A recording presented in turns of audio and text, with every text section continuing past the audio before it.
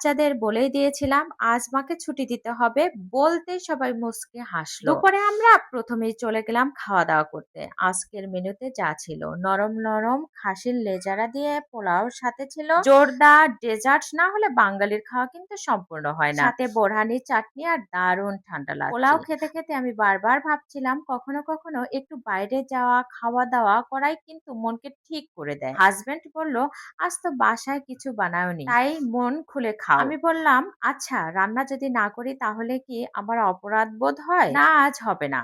হাসতে হাসতে খাওয়া দাওয়া শেষ হলো। তারপর আমরা বেরিয়ে পড়লাম শপিং মলে। ঢুকেই বাচ্চাদের চোখ পুরো গোল গোল হয়ে গেল।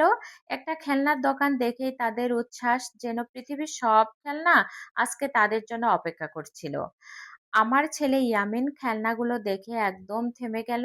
যেটা দেখে সেটাই নিতে চায়। অবশ্য ইয়ামিন এখন হাঁটা শিখছে, সেই কারণেই আমরা একটা ওয়াকার কিনে দিলাম। তার সাথে বল, গাড়ি আর ছোটখাটো খেলনা। ইয়ামিনের হাসিটা দেখে মনে হচ্ছিল অল্প কিছু জিনিসের মধ্যেই সুখ লুকিয়ে আছে।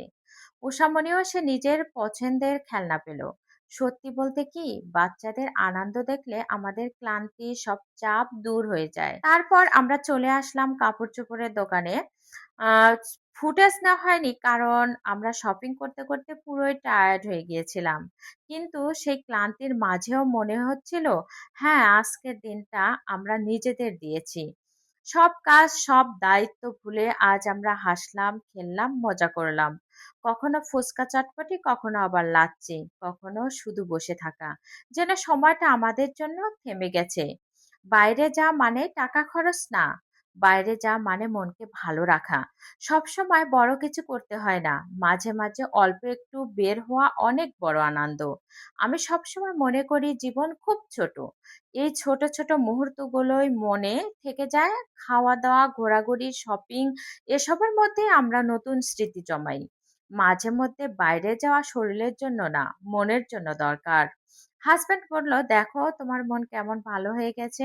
আমি মুচকি হেসে বললাম হ্যাঁ, মাঝে মাঝে আমাকে বাইরে নিয়ে আসতে হবে। শেষে আমরা বাসার উদ্দেশ্য বের হলাম। গাড়িতে ফেরার সময় আমার মনটা ছিল অনেক হালকা, বাচ্চারা ছিল খুশি, হাজবেন্ডকেও খুব রিল্যাক্সড লাগছিল।